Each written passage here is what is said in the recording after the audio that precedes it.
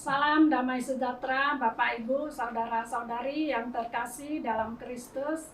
Selamat mengikuti kebaktian di talian. Marilah kita persiapkan hati kita untuk sungguh-sungguh menyembah Tuhan. Kita awali kebaktian ini dengan berdoa 3 perkara. Pertama, kita berdoa untuk gereja. Marilah kita berdoa dan berharap pada Roh Kudus untuk campur tangan membanjiri gerejanya dengan curahan api kebangkitan rohani, supaya sebuah transformasi besar akan berlaku untuk memurnikan gereja. Mari kita berdoa bersama.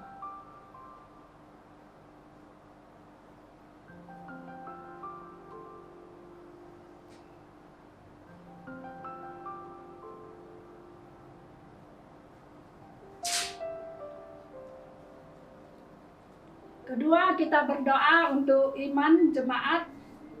Kita berdoa untuk jemaat yang telah undur imannya.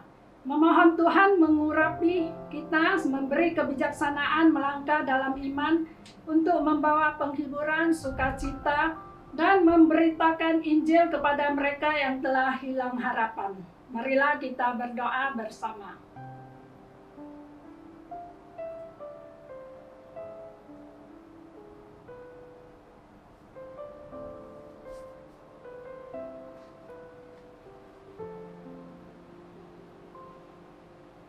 Ketiga, kita berdoa untuk para pekerja baris hadapan, yaitu para dokter, perawat, dan pekerja di hospital. Berdoa memohon Tuhan memelihara mereka daripada keletihan dan jangkitan, memberi mereka kesehatan yang optimal. Mari kita berdoa bersama.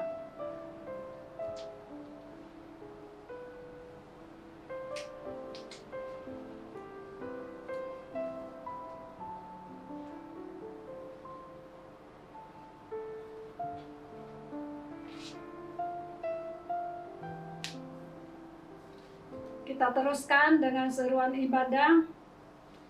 Kitab Mazmur bab 34 ayat 1 sampai 3. Ayat 1 dari Daud.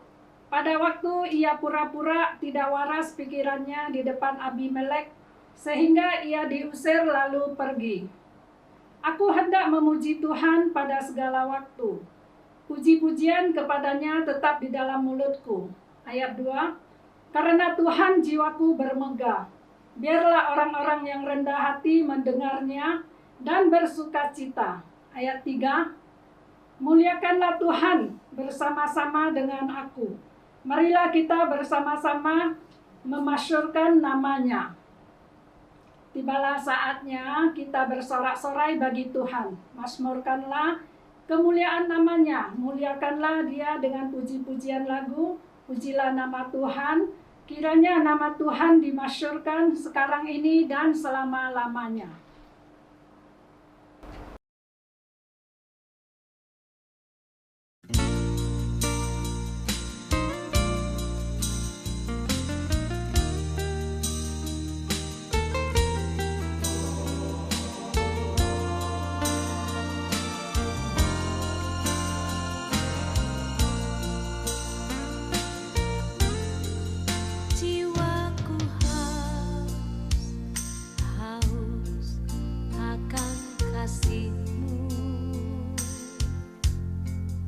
Jiwaku rindu, rindu akan cintamu. Siramilah taman hatiku yang kering ini, agar cintamu bersemi di hatiku. Jiwaku haus akan kasih-Mu. Jiwaku rindu, rindu akan cinta-Mu. Siramilah taman hatiku yang kering ini, agar cinta-Mu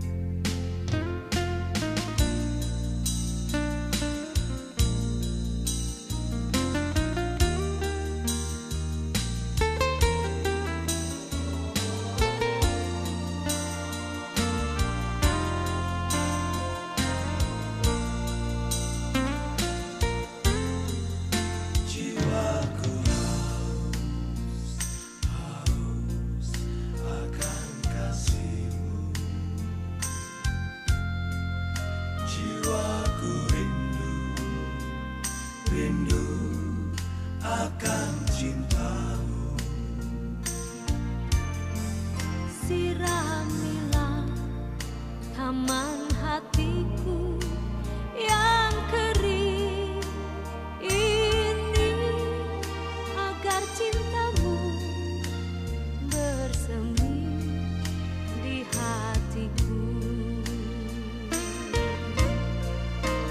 Oh Yesus, kekasihku, hanyalah Kau.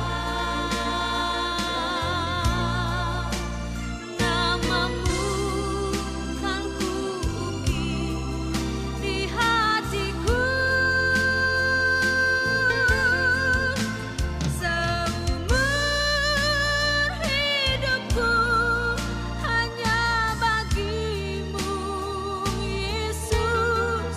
Ku mau setia, setia selamanya. Ku mau setia, setia selamanya.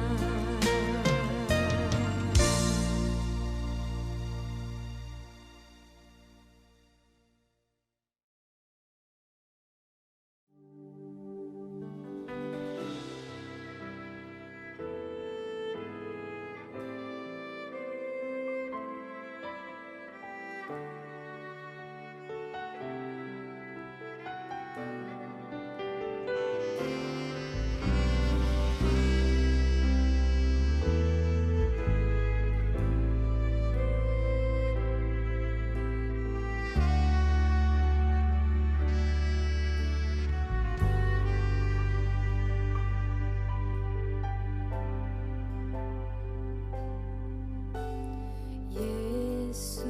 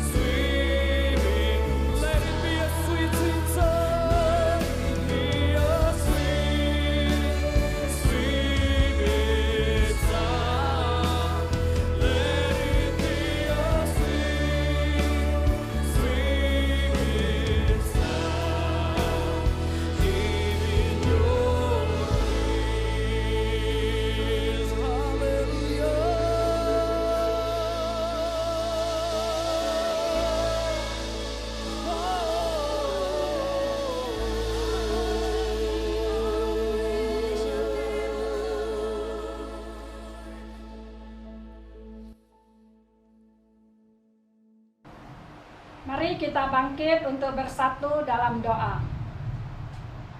Allah Bapa yang Maha Kuasa, Pencipta langit dan bumi, kami mau memuji kebesaran-Mu. Tuhan, Engkau berfirman di kitab Mazmur 91 ayat 1 sampai 2, orang yang duduk dalam lindungan yang maha tinggi dan bermalam dalam naungan yang maha kuasa akan berkata kepada Tuhan, tempat perlindungan dan kubu pertahananku, Allahku yang kupercayai. Tuhan, kami bukan siapa-siapa dan tak punya apa-apa. Kami mau berlindung dan bernaung di dalam kuasa-Mu. Di saat-saat pandemi ini, Engkaulah kubu pertahanan kami. Hati kami berserah pada semua janji-janji-Mu, Tuhan.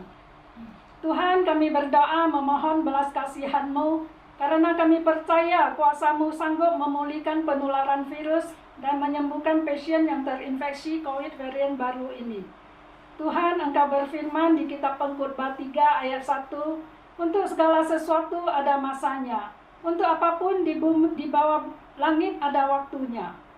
Tuhan, kami memohon jamahan-Mu di dalam penantian ini, di saat jalan kami tampak tidak menyenangkan, tolong kami untuk mengikuti tuntunan-Mu untuk tetap tenang dan tidak takut.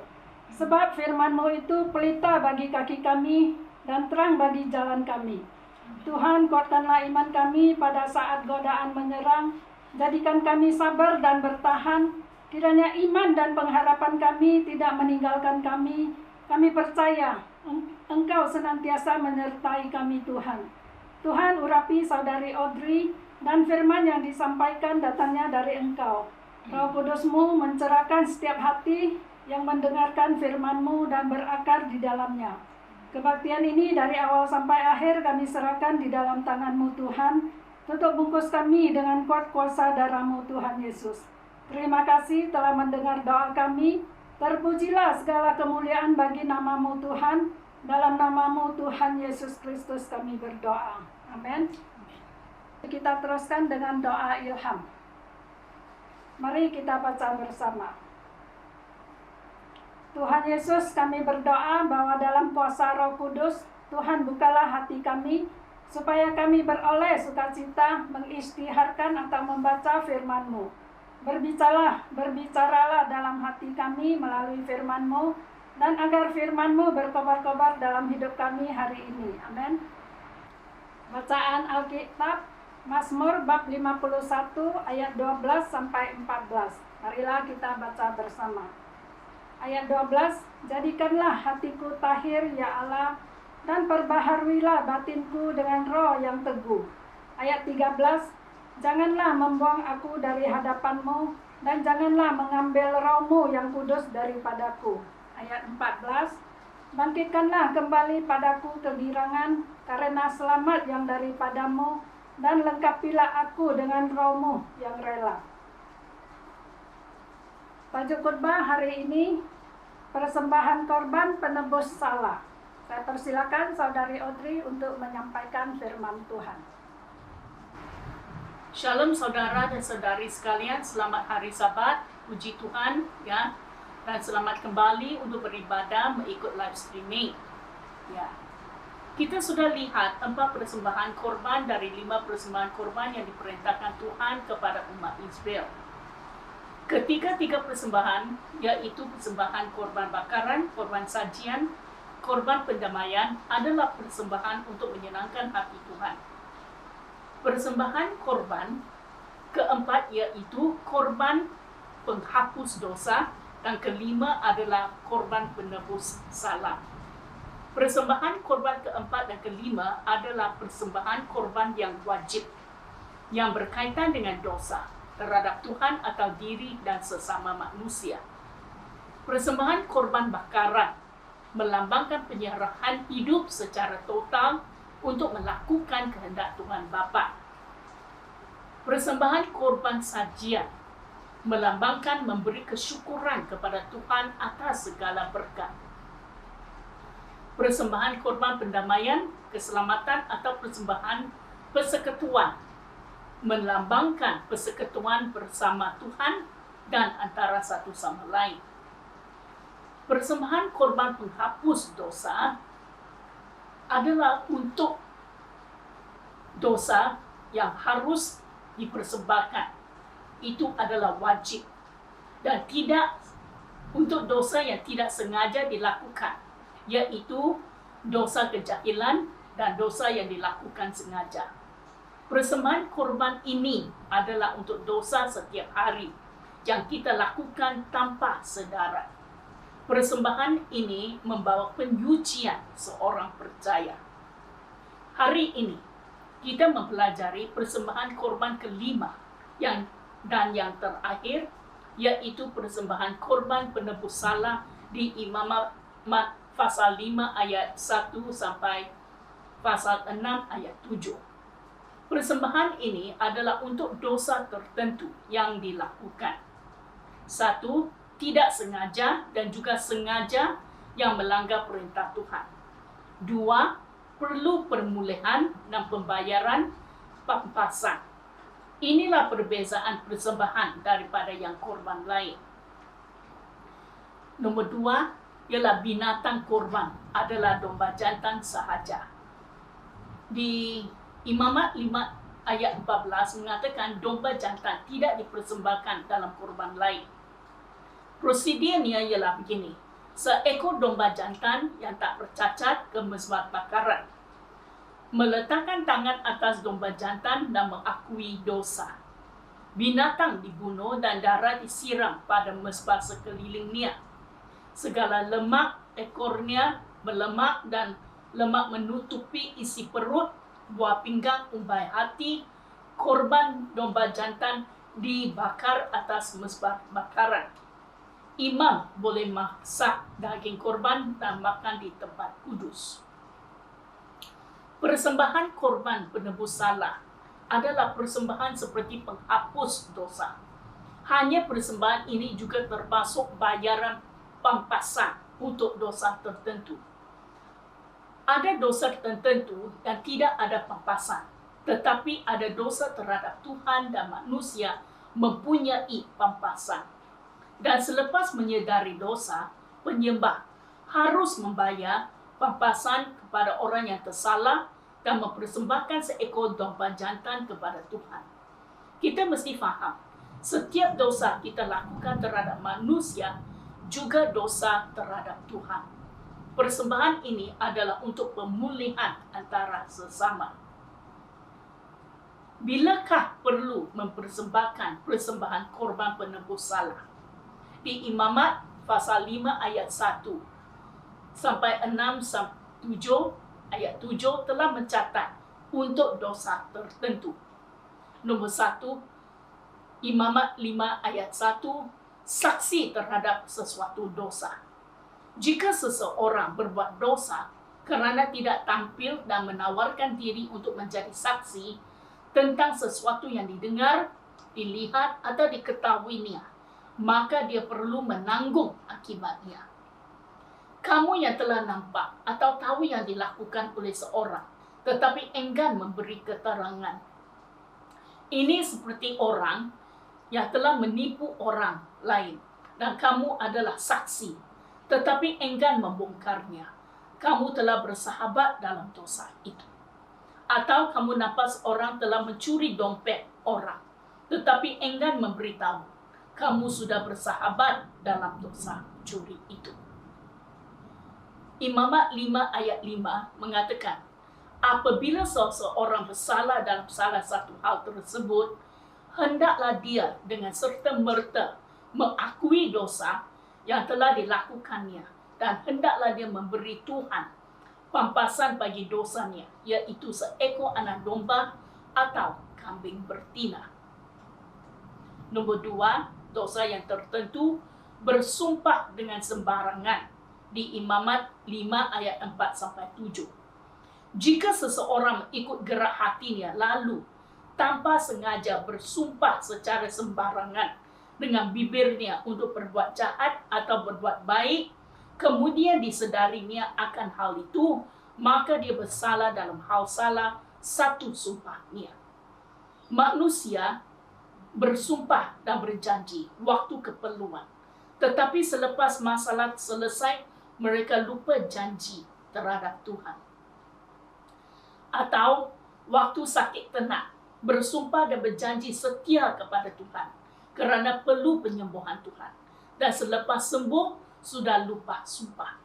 Lagi jika sudah berjanji dengan rakan, haruslah menepati janji itu supaya kata itu kotak.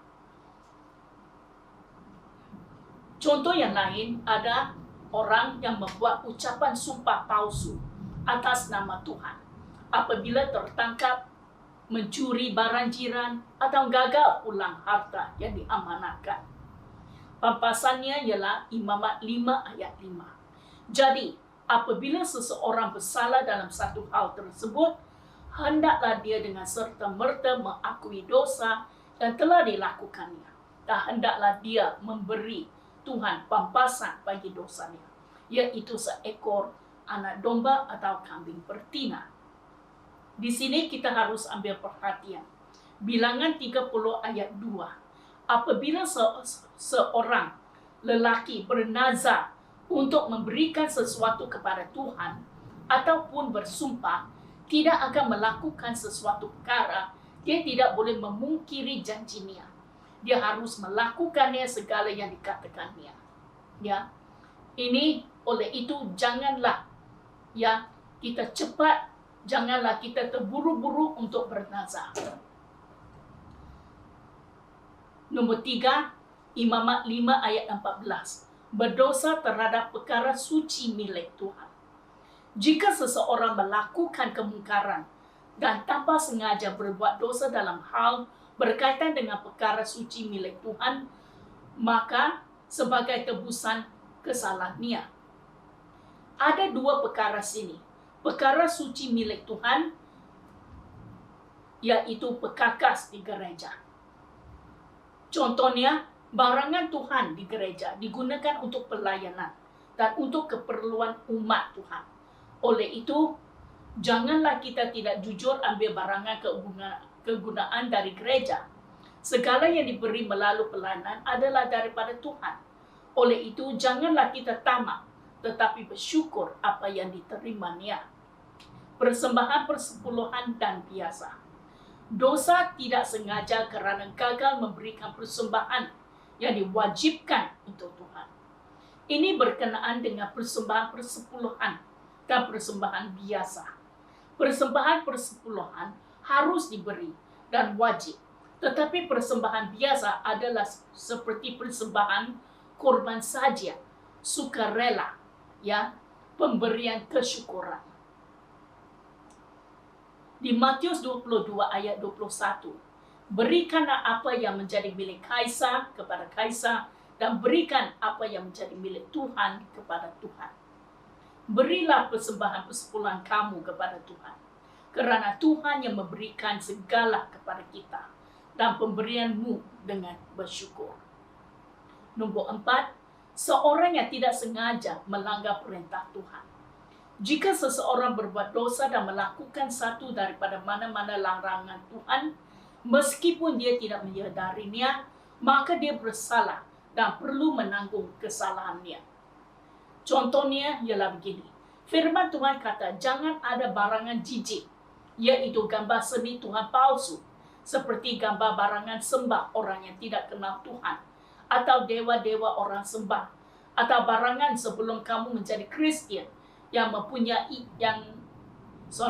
kepunyaan dari kuil-kuil. Walaupun kamu tidak ikut kepercayaan lama, tetapi itu menjadi tapak kaki untuk si iblis mengacau hidupmu. Mungkin kita tidak tahu, kamu anggap seperti seni saja. Tetapi firman Tuhan sangat jelas. Jangan bawa barangan kutuk dalam rumahmu, kerana ini membuka pintu untuk roh jahat bekerja dalam hidupmu. Di Ulangan 7 ayat 25 sampai 26. Bakarlah berhala-berhala mereka. Jangan ingini emas atau perak yang ada pada berhala mereka. Dan jangan ambil benda-benda itu untuk diri kamu sendiri. Jika kamu mengambilnya, kamu akan ditimpa bencana, kerana Tuhan membenci penyembahan berhala. Jangan bawa satu pun berhala itu ke rumah kamu. Jika kamu membawanya, kutuk yang menimpa berhala-berhala itu akan menimpa kamu juga. Kamu mesti membenci dan menghina berhala. kerana berhala-berhala itu dikutuk oleh Tuhan. Untuk menerima pengampunan, Imamat 5 ayat 18. Hendaklah dia membawa kepada imam seekor domba jantan yang tidak bercacat celah daripada kawanan domba yang sudah dinilai untuk menjadi korban penebus kesalahan. Nombor 5, di Imamat 6 ayat 2-4. Kemungkaran, penipuan dan sumpah dusta. Ini seperti ketidaksetiaan kepada jiran. Jika seseorang berdosa dan melakukan kemungkaran terhadap Tuhan dengan menipu sesamanya tentang sesuatu barang yang diamanahkan untuk disimpannya atau barang yang dirompak atau disita menerusi ugutan dan penganiayaan, atau dia telah menemukan barang yang hilang lalu berbohong mengenai barang itu dan bersumpah dusta, yakni apa-apa pun yang dilakukan seseorang sehingga dia berdosa atas perbuatannya itu, jadi bersalah dan berdosalah dia. Ini berkenaan ketidaksetiaan kepada jiran dengan dusta, penipuan dan pencurian. Tuhan memberi hukum kerana Tuhan tahu manusia akan berdosa. Di Imamat 6 ayat 1-7 memberitahu kita persembahan korban penebus salah perlu dilakukan apabila orang itu menyadari dan bertobat. Di Imamat 6 ayat 4-6 mengatakan begini, ya. Jadi bersalah dan berdosalah dia, maka hendaklah dia memulangkan barang yang disitanya, barang hasil pemerannya, barang yang disimpan dengannya, atau barang hilang yang dijumpainya, atau apapun yang disumpah dusta atasnya. Hendaklah dia membayar ganti rugi penuh dengan tambahan sebanyak 1/5 atau 20% daripada nilainya. Hendaklah dia mengembalikan barang itu kepada pemiliknya pada hari dia mempersembahkan korban penebus kesalahan. Sebagai pampasan, hendaklah dia membawa kepada Tuhan seekor domba jantan yang tidak bercacat celah daripada kawanan domba yang sudah dinilai dan diserahkan kepada imam untuk korban penebus kesalahan. Pencuri mesti menebus barang yang dicuri itu dengan membayar balik perkara itu dan tambah 20% pada apa yang dicurinya dan kos lain, dan mempersembahkan korban seekor domba jantan dan tidak bercacat kepada Tuhan. Tuhan Yesus mengajar kebenaran kita harus melebihi kebenaran orang Farisi di Matius 5:20. Oleh itu, ingatlah bahawa kamu dapat menikmati pemerintahan Tuhan hanya jika kamu lebih setia daripada guru Taurat dan orang Farisi dalam usaha kamu melakukan kehendak Tuhan. Di Matius 16 ayat 6, Yesus berkata kepada mereka, berhati-hatilah dengan ragi orang Farisi dan Saduki. Semua sifat orang Farisi berasal dari keangkuhan, kesombongan mereka.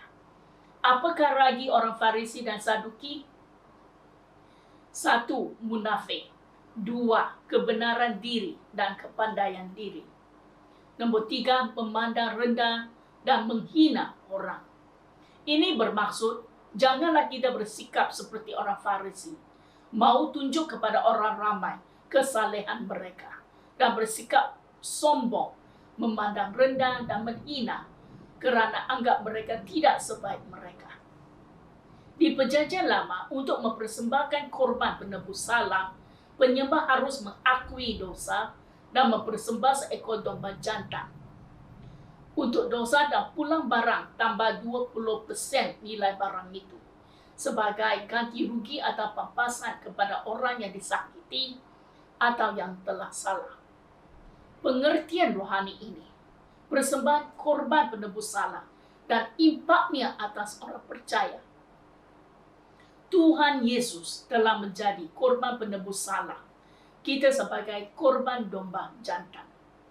Di Yesaya 53 3 ayat 5 dan 10 mengatakan begini. Tetapi dia tertikam oleh karena pemberontakan kita. Dia diremukkan oleh karena kejahatan kita.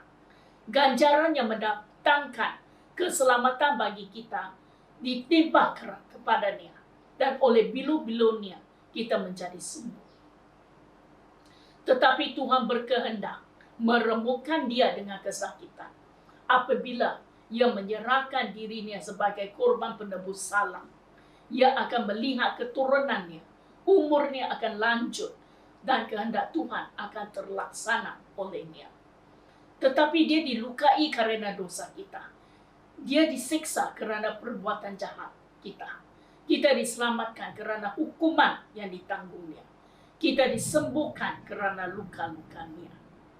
Persembahan ini membawa kepuasan karena Tuhan Yesus memuaskan kebenaran dan telah membayar pampasan untuk dosa kita. Persembahan ini mengajar kita apa?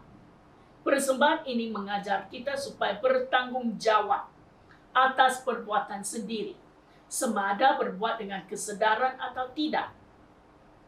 Di Imamat 5 ayat 17 sampai 19 mengatakan, ya, diringkaskan di sini.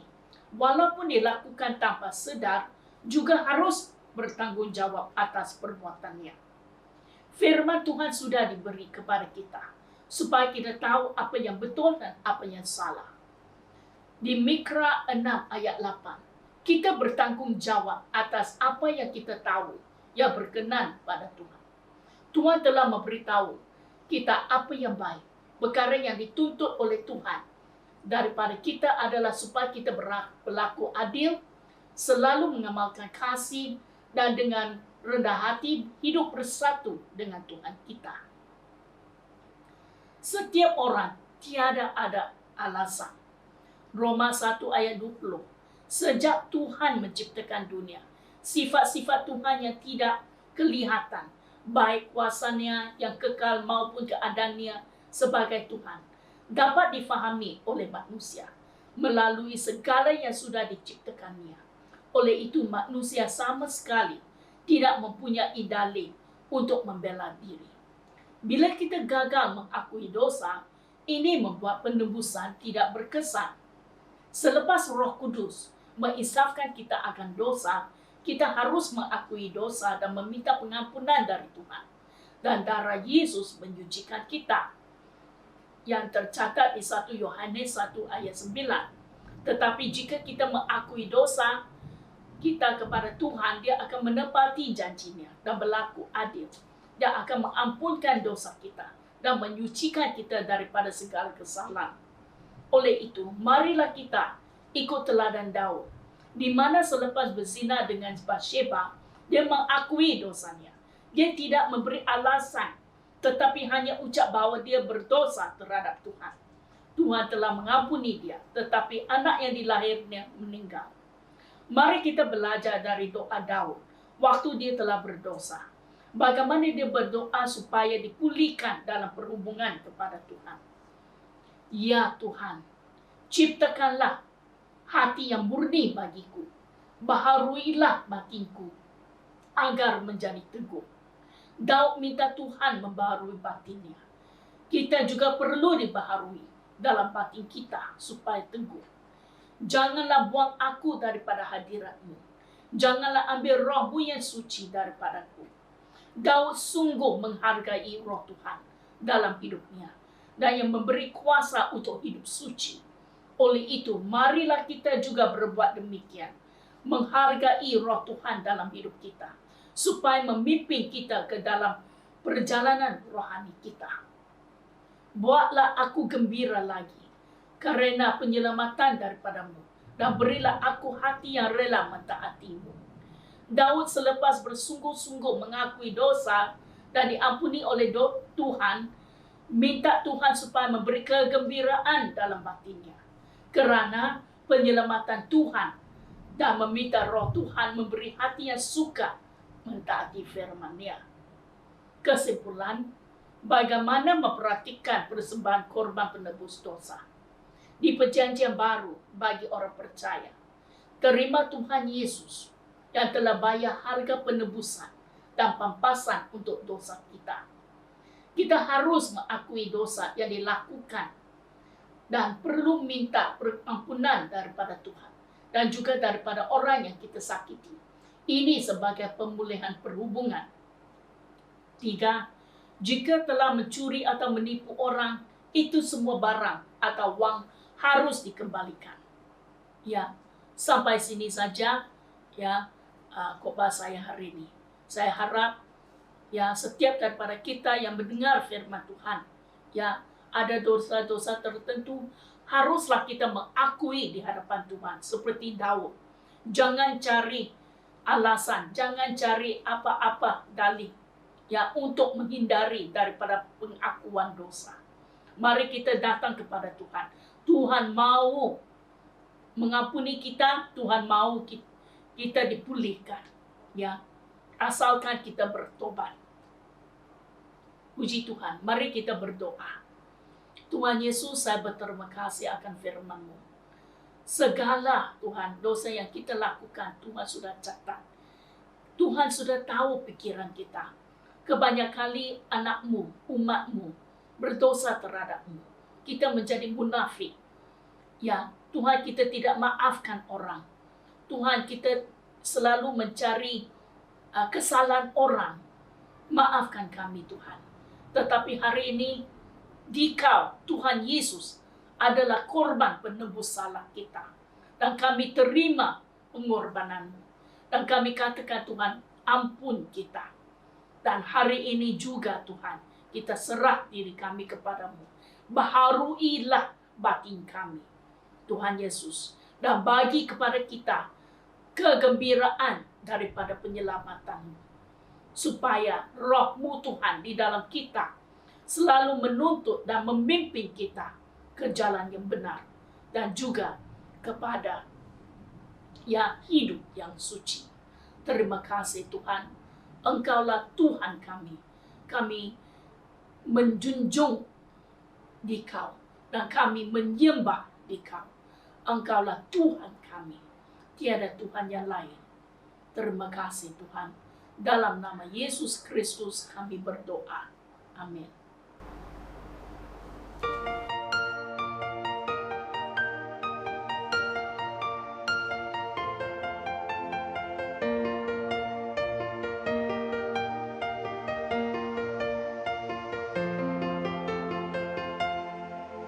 Bapa kami yang ada di surga, dimuliakanlah nama-Mu. Datanglah kerajaan-Mu, jadilah kehendak-Mu di atas bumi seperti di dalam surga.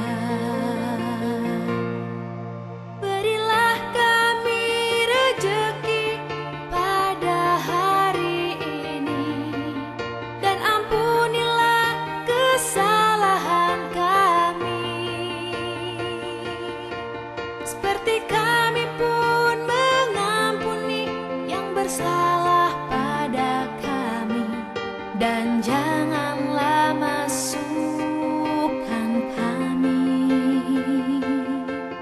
ke dalam pencobaan, tetapi bebaskanlah kami dari yang jahat.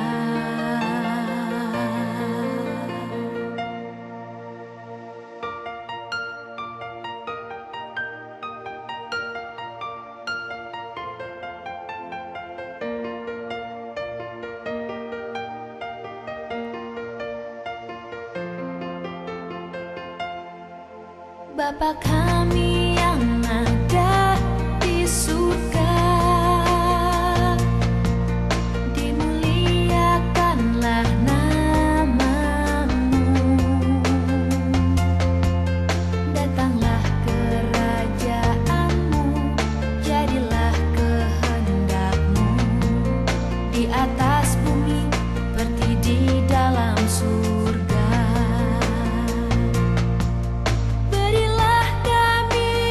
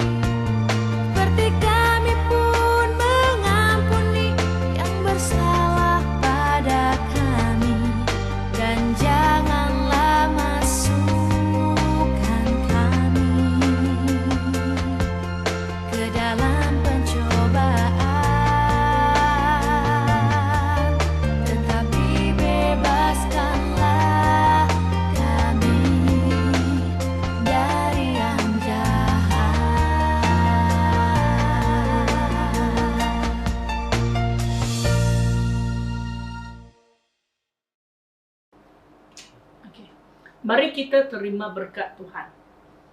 Semoga Tuhan damai sejahtera menguduskan kamu seluruhnya, dan semoga roh, jiwa, dan tubuhmu terpelihara sempurna dengan tak bercacat pada kedatangan Yesus Kristus Tuhan kita.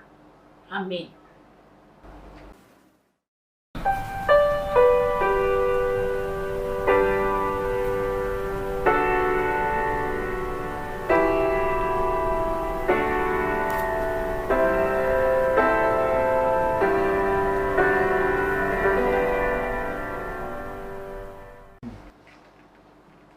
Sekarang ialah waktu pengumuman. Kebaktian Perjamuan Kudus minggu depan, 4 Julai, akan diadakan secara talian. Sila bersiap sedia hati untuk menikmati Perjamuan Kudus. Waktu ialah 10.30 sampai 11.30 AM. Upacara baptisan ditangguh sehingga 25 Julai 2021 disebabkan oleh pelanjutan FMCO.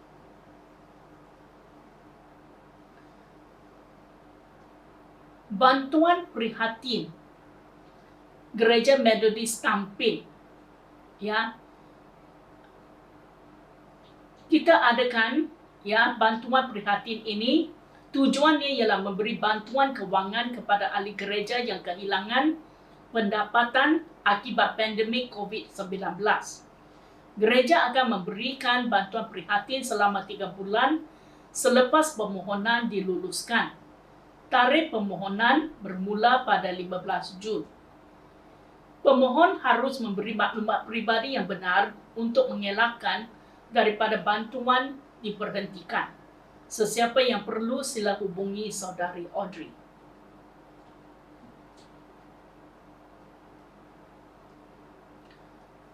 Nombor 4, kebaktian doa CAC Semenanjung Malaysia, tarikhnya 28 Jun, iaitu hari esok, ya, Isnin, masanya 9 PM dan diadakan di Zoom. Zoom ID sudah dipaparkan, sila mengikuti kebaktian doa ini. Kelas panduan keahlian gereja juga melalui Zoom diadakan setiap Jumaat pukul 8 hingga 9. Kelas dewasa juga terpapar ID-nya, dan kelas remaja juga. Jadual petugas minggu depan 4 Julai, pengurusi Saudari Audrey, pemimpin lagu Stephen Pang, dan pengkhotbah ialah Pendeta Dion. Tuhan Yesus memberkati. Terima kasih kerana mengikuti kebaktian hari ini. Harap Tuhan memberkati firman yang disampaikan. Amin. Persembahan wang boleh dimasukkan ke dalam akaun Public Bank Tampin Chinese Methodist Church, juga terpapar nombor akaunnya. Sila nyatakan nama, jumlah wang dan kebaktian BM dan hantar resit kepada Saudara Lee, dan HP-nya juga terpapar. Terima kasih. Amin.